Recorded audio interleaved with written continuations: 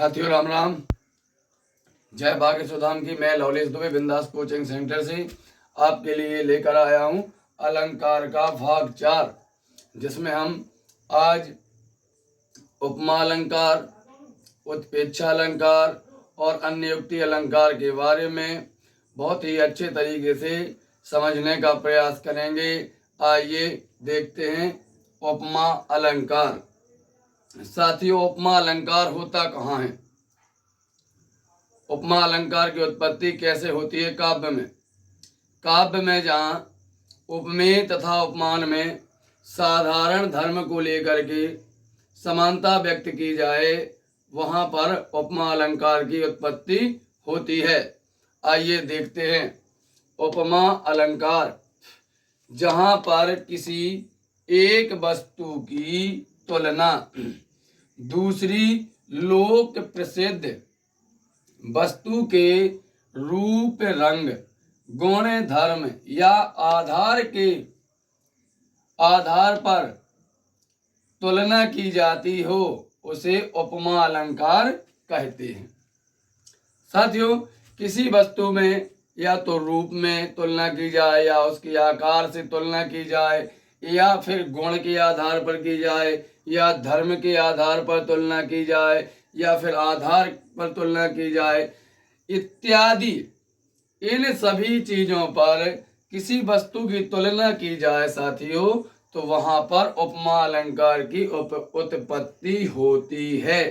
साथियों, इसमें एक उपमेय होता है और दूसरा होता है उपमान। काव्य में जहां पर उपमेय के साथ उपमान की किसी धर्म को लेकर तुलना की जाए, वहां उपमेय या उपमा अलंकार होता है। अब साथियों, उपमेय होता क्या है और उपमान क्या होता है? साथियों, उपमेय उसे कहते हैं जिसकी तुलना की जाए। अब हमें किसकी तुलना करना है? जैसे हम कहें सीता का मुख चंद्रमा के समान है, तो किसका मुख चंद्रमा के समान है? सीता। किसकी तुलना की जा रही है? सीता की तुलना की जा रही है। किससे की जा रही है? जिससे तुलना की जाए वो उपमान हो जाए। किससे की जा रही है? चंद्रमा से की जा रही है। तो चंद्रमा क्या हो जाएगा साथियों? उपमान हो जाएगा, और सीता हो जाएगी उपमेय। जैसे साथियों उदाहरण देखते हैं, मुख चंद्रमा सा सुंदर है। साथियों, उपमा अलंकार में एक बहुत ही अच्छी बात होती है। क्या? इसमें एक वाचक शब्द जरूर आपको दिया जाएगा। यदि वाचक शब्द है तो आप आंख बंद करके कह सकते हैं कि यहाँ उपमा अलंकार है। जैसे मुख चंद्रमा सा सुंदर है, यहाँ सा जो है ये वाचक शब्द है। यहाँ पर मुख चंद्रमा सा सुंदर है, यानी उपमेय क्या हो जाएगा? जिसकी तुलना की जाए, यानी किसकी तुलना की जा रही है? मुख की तुलना की जा रही है, यानी मुख किसके समान है? चंद्रमा के समान है। तो यहाँ चंद्रमा साथियों क्या हो जाएगा? चंद्रमा हो जाएगा उपमान, और मुख हो जाएगा उपमेय। मुख चंद्रमा सा सुंदर है, तो साथियों यहाँ उपमा अलंकार हो जाएगा। अन्य उदाहरण, कर कमल सा कोमल है। कर का मतलब हाथ। हाथ कैसे हैं? कमल के समान कोमल हैं। तो भैया कर क्या हो जाएगा? उपमेय, और कमल क्या हो जाएगा? उपमान, और वाचक शब्द क्या हो जाएगा साथियों? सा। पीपर पात सरस मन डोला।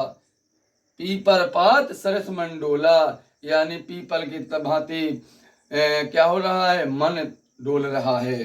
जिस प्रकार से पीपल की पत्ते आपस में बजते हैं ना, तर तर तर, ठीक उसी प्रकार से पीपर पात सरस मन डोला, यहाँ पीपल के पात से किसके? मन की तुलना की जा रही है। नील गगन सा शांत हृदय था। अब देखना, नील गगन सा शांत हृदय था, यानी नील गगन की तुलना, यानी नीले आसमान की तुलना शांत हृदय से की गई है। अर्थात नील गगन हो जाएगा साथियों उपमेय, और शांत हृदय हो जाएगा उपमान। आइए अब उत्प्रेक्षा अलंकार को समझते हैं। उत्प्रेक्षा अलंकार जहां पर उपमेय में ही उपमान की संभावना, यानी उपमेय की संभावना, और जहां पर उपमेय में ही, यानी उपमेय में ही उपमान की संभावना व्यक्त की जाए, वहां उत्प्रेक्षा अलंकार होता है। साथियों, जहां उपमेय में ही उपमान की संभावना व्यक्त की जाए वहां पर उत्प्रेक्षा अलंकार होता है। जैसे उत्प्रेक्षा अलंकार की साथियों एक बहुत अच्छी पहचान है। हम बहुत ही शांत मन से और दो चार वर्णों को, शब्दों को याद करके हम उत्प्रेक्षा अलंकार को बहुत आसानी से पहचान सकते हैं कि यहाँ पर उत्प्रेक्षा अलंकार है या नहीं। जैसे पहचान हमने लिखा है, यहाँ पर पहचान क्या है उत्प्रेक्षा अलंकार की। साथियों, उत्प्रेक्षा अलंकार की पहचान यह है मनु। यदि किसी वाक्य में मनु मिले, आपको मानहु मिले, मानो मिले, जनु मिले, जानहु मिले इत्यादि शब्द मिले आपको, तो आप आंख बंद करके भी पता कर सकते हैं कि साथियों यहाँ उत्प्रेक्षा अलंकार है। जैसे साथियों देखते हैं उदाहरण, मानो। देखो पहले नंबर पर मिल गया मानो। मानो तरु भी झूम रहे हैं, मानो तरु भी झूम रहे मंद हवा के झोंके से। अर्थात जब हवा आराम आराम से चलती है तो पेड़ क्या करने लगते हैं, झूमने लगते हैं। मानो तरु भी झूम रहे मंद हवा के झोंके से। अब देखो ये पहचान है कि फूले कांस सकल महिछाई, जनु बरसा ऋतु प्रकट बुढ़ाई।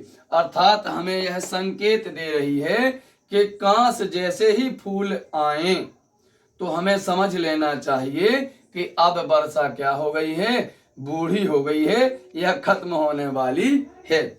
फूले कांस सकल महिछाई, जनु बरसा ऋतु प्रकट बुढ़ाई। अब देखो साथियों यहां मही आ गया। नेत्र मानो कमल हैं, अर्थात यहां पर क्या है, नेत्र कैसे हैं, कमल हैं। अब यहाँ पर उपमेय में ही उपमान की संभावना व्यक्त की जा रही है, अर्थात उपमेय क्या हो जाएगा, नेत्र, और कमल क्या हो जाएगा, उपमान। यानी उपमेय में ही उपमान की संभावना व्यक्त की जा रही है, वहां पर साथियों उत्प्रेक्षा अलंकार की उत्पत्ति होती है। एक बार फिर से देखते हैं उत्प्रेक्षा अलंकार, जहां पर उपमेय में ही उपमान की संभावना व्यक्त की जाए वहां उत्प्रेक्षा अलंकार होता है। पहचान क्या है साथियों इसकी, मनु मिले आपको, मानहु मिले, मानो मिले, जनु मिले, जानहु मिले इत्यादि यदि आपको शब्द कहीं भी मिल जाएं, दोहा बोले तो दोहा, वाक्य बोले तो वाक्य, तो वहां आपको आंख बंद करके उत्प्रेक्षा अलंकार को लगाना है। जैसे मानो तरु भी झूम रहे मंद हवा के झोंके से, फूले कांस सकल महिछाई, जनु बरसा ऋतु प्रकट बुढ़ाई, नेत्र मानो कमल हैं। साथियों अब अन्योक्ति अलंकार को देखते हैं। अन्योक्ति अलंकार होता कहाँ है, काव्य में जहां पर अप्रस्तुत कथन के द्वारा प्रस्तुत का बोध हो वहां पर अन्योक्ति अलंकार होता है। अब साथियों कहने का तात्पर्य यह है कि जहां पर हमें कोई चीज दिखाई ना दे रही हो या कोई वस्तु हमें दिखाई ना दे रही हो और उस वस्तु के बारे में हमें बतलाया जाए। जैसे छोटे बच्चों से कहा जाए कि मानो आपके पास में 4 लड्डू हैं, अरे भाई हमने उन्हें लड्डू दिए नहीं हैं, लेकिन बोलने के मानो आपके पास में 4 लड्डू हैं, यानी यहाँ अप्रस्तुत का भाव हो रहा है। काव्य में जहां अप्रस्तुत कथन के द्वारा यहाँ अप्रस्तुत का भाव बोध हो रहा है कि नहीं हो रहा है, मानो आपके पास 4 लड्डू हैं, और हमें बोध कैसे कराना है कि हमने लड्डू हम अपने हाथ में लिए या लड्डू हमने देखे हैं। यानी अप्रस्तुत कथन के द्वारा प्रस्तुत कथन का भाव हो या प्रस्तुत वस्तु के विशेष के बारे में हमें बतलाया जाए, वहां पर साथियों अन्योक्ति अलंकार की उत्पत्ति होती है। अन्योक्ति अलंकार काव्य में जहां पर अप्रस्तुत कथन के द्वारा प्रस्तुत का बोध हो वहां पर अन्योक्ति अलंकार होता है। जैसे उदाहरण देखते हैं साथियों, माली आवत देख कर कलियन करे पुकार, फूले फूले चुन लिए काली हमारी बार। अब साथियों यहाँ पर प्रस्तुत अप्रस्तुत है क्या? जैसे साथियों माली हो गया काल, काल का मतलब होता है जो यमराज के दूत हैं। बोले काल आए थे, वो काल है यमराज के दूत। और कलियां कौन हो जाएगा? कलियां हो जाएंगे साथियों युवक। और फूले फूले कौन है? वृद्धजन। यहाँ पर फूले फूले हैं वृद्धजन, अर्थात माली आवत देखकर यानी काल को आते हुए देखकर जो कलियां हैं वो क्या कर रही हैं? विचार कर रही हैं या पुकार कर रही हैं। फूले फूले चुन लिए, और युवक क्या कह रहे हैं? माली आवत देखकर कलियन करी पुकार, अर्थात काल को आता हुआ देख करके युवक क्या करते हैं? विचार अपने मन में या पुकार करने लगते हैं कि फूले फूले चुन लिए, अर्थात वृद्ध जनों को क्या कर लिया? उन्हें एक एक करके चुनते जा रहे हैं। काल ही हमारी बार, और अगले कल हमारी भी बारी एक दिन आएगी, क्योंकि मृत्यु तो एक हमारे जीवन का अटल सत्य है, उसको ठुकराया नहीं जा सकता है। भाई मृत्यु तो एक ना एक दिन आनी ही है। तो वही है, माली आवत देख कर कलियन करी पुकार, फूले फूले चुन लिए काल हमारी बार, अर्थात माली यानी काल को आते हुए देख करके युवक क्या करने लगते हैं? पुकार करने लगते हैं, चिल्लाने लगते हैं कि वृद्ध जनों को क्या कर लिया? चुनते जा रहे हैं। वृद्ध लोगों को एक एक करके चुनते जा रहे हैं। और कल जब हम वृद्ध हो जाएंगे तो कल हमें भी काल क्या कर ले जाएगा? अपने साथ में उठा करके ले जाएगा। साथियों विभावना अलंकार और विशेषोक्ति अलंकार, ये दोनों अलंकार एक दूसरे के पूरक विपरीत हैं। पूरक नहीं, विपरीत हैं, यानी एक दूसरे के उल्टे हैं। एक दूसरे के उल्टे क्यों हैं? क्योंकि एक में कारण होते हुए भी कार्य ना होता हो, और एक में कारण होते ना होते हुए भी कार्य हो रहा है, अर्थात हुए ना एक दूसरे के विपरीत, यानी उल्टे हैं। जैसे पढ़ते हैं विभावना अलंकार, जहां कारण के ना होते हुए भी, जहां कारण के ना होते हुए भी कार्य पूर्ण होना बताया जाए, वहां विभावना अलंकार होता है। जैसे साथियों अभी 9वीं 10वीं की 10वीं 12वीं की 1 या 3 मार्च से पेपर है, तो यदि हम पढ़े ही ना बिल्कुल और हम पास हो जाएं, भाई ये तो नामुमकिन सी बात हुई कि भाई हम पढ़ें बिल्कुल ना और फर्स्ट डिवीजन पास हो जाएं, तो ये तो भैया उल्टा हुआ कि नहीं हुआ? तो वो यहाँ जहां कारण के ना होते हुए भी कार्य पूर्ण होना बताया जाए, वहां विभावना अलंकार होता है। जैसे साथियों शंकर जी के विवाह का एक दृश्य अच्छा है। बिनु पद चले सुने बिनु काना, कर बिनु कर्म करे विधि नाना, आनन रहत सकल रस भोगी, बिनु वाणी बकता बड़ जोगी। साथियों बिनु पद चले, पैर है नहीं है फिर भी क्या कर रहे हैं? चल रहे हैं, दौड़ रहे हैं भैया। पैर है नहीं और दौड़ रहे हैं। सुने बिनु काना, कान है नहीं है फिर भी ब्रह्मांड की अनेकों ध्वनियों को क्या कर रहे हैं? सुन रहे हैं। कर बिनु कर्म, यानी हाथ बिल्कुल है नहीं है और संसार के समस्त कर्मों को क्या करें? समस्त कामों को कर रहे हैं। करें विधि नाना, यानी नाना प्रकार के कार्य कर रहे हैं। आनंद रहते सकल रस भोगी, बिनु वाणी बकता बड़ जोगी, अर्थात वाणी ना होते हुए भी बड़े बड़े प्रखंड पंडित विद्वान पंडितों को क्या कर रहे हैं? अपनी वाणी से प्रभावित कर रहे हैं। हुआ ना चंभे वाली बात? हाथ पैर है नहीं है, चल रहे हैं।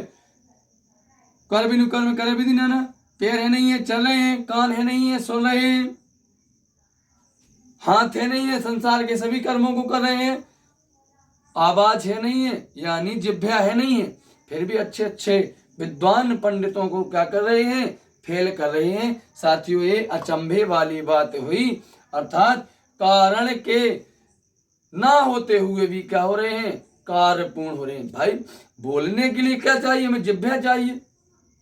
यदि हमारे पास जिह्वा ही ना हो और हम अच्छे अच्छे पंडितों को आज तक के डिबेट में होकर के बैठ करके अच्छी अच्छी डिबेट करें, हर मुद्दे पर बात खुलकर करें, तो भाई ये अचंभा होगा कि नहीं होगा। जैसे अभी अचंभे का दौर चल रहा है, चमत्कार का दौर चल रहा है, तो चमत्कार आज के दौर में तो होना मुश्किल सी बात है। भाई जिसको जैसे ख्याति है, सिद्धि मिली हुई है उनकी बात छोड़ करके बाकी लोगों के लिए अचंभे वाली बात है कि पैर होना हो चले, यानी पैर बिल्कुल है नहीं है और दौड़ लगा रहे हैं आर्मी की, सुने बिनु कान है नहीं है फिर भी सुन रहे हैं, संसार की जितनी भी ध्वनियां है सबको पहचान रहे हैं, सुन रहे हैं। तो भैया विभावना अलंकार में आपको चमत्कार होना स्वाभाविक सी बात है। जिस प्रकार से अद्भुत रस में चमत्कार होता था, ठीक उसी प्रकार से विभावना अलंकार में भी चमत्कार उत्पन्न होता है। विभावना अलंकार का अपोजिट यानी उल्टा विशेषोक्ति अलंकार है। यहाँ आपको कारण तो दिया जाएगा लेकिन आपका कार्य पूर्ण नहीं होगा। जैसे विद्यार्थी जीवन में है, हम साल भर पढ़ते रहें और हम अंत में फेल हो जाएं, तो साथियों हमारा कार्य सफल हुआ क्या, हम सफल हुए क्या, हमारी साल की मेहनत सफल हुई क्या, नहीं सफल हुई। और हम खूब 10-10 घंटे 15-15 घंटे दिन में पढ़ाई करते रहें फिर भी फेल हो जाएं, तो जे भाई कारण तो को तो दर्शाता है कि कारण तो है लेकिन कार्य की पूर्णता नहीं हुई है। आया समझ में साथियों। विशेषोक्ति अलंकार, काव्य में जहां पर कारण होते हुए भी कार्य पूर्णता ना हो, काव्य में जहां पर कारण होते हुए भी कार्य पूर्णता ना हो वहां पर विशेषोक्ति अलंकार होता है। अर्थात कारण तो दिया गया है लेकिन कार्य की पूर्णता नहीं हो रही है। हम 10-10 घंटे पढ़ तो रहे हैं लेकिन हमारा कार्य पूर्ण नहीं हो पा रहा है। जब कार्य पूर्ण नहीं होगा तो हम फेल हो जाएंगे और फेल होना हमारी असफलता को दर्शाएगा, ना कि हमारी मेहनत को। यदि हमने मेहनत की है तो हम फर्स्ट डिवीजन पास हो जाएंगे। जैसे ममता के पापा ने ममता को 5-5 ट्यूशन लगवाए, ममता के पापा ने ममता को 5-5 ट्यूशन लगवाए फिर भी ममता फेल हो गई। अरे भाई जब आपने 5 घंटे 6 घंटे स्कूल में पढ़ा, 5-5 ट्यूशन पढ़े आपने, लेकिन फिर भी आप फेल हो जाए, फिर भी ममता फेल हो जाए, तो भाई ये कार्य पूर्णता की स्थिति को तो दर्शाती नहीं है। यदि कार्य पूर्णता हुई होती तो ममता फर्स्ट डिवीजन पास हुई होती। तो साथियों विशेषोक्ति अलंकार विभावना अलंकार का उल्टा है। साथियों ये रहा हमारा अलंकार का भाग 4। भाग 4 में हमने साथियों तकरीबन 4-5 अलंकारों के बारे में पढ़ा है। हमें आशा है कि आपने भी हमारे साथ खूब मेहनत की है और आपको हमारा यह प्रयास अच्छा लगा है। यदि साथियों हमारा प्रयास आपको अच्छा लगे तो वीडियो को लाइक करें, शेयर करें और कमेंट जरूर करें। धन्यवाद साथियों।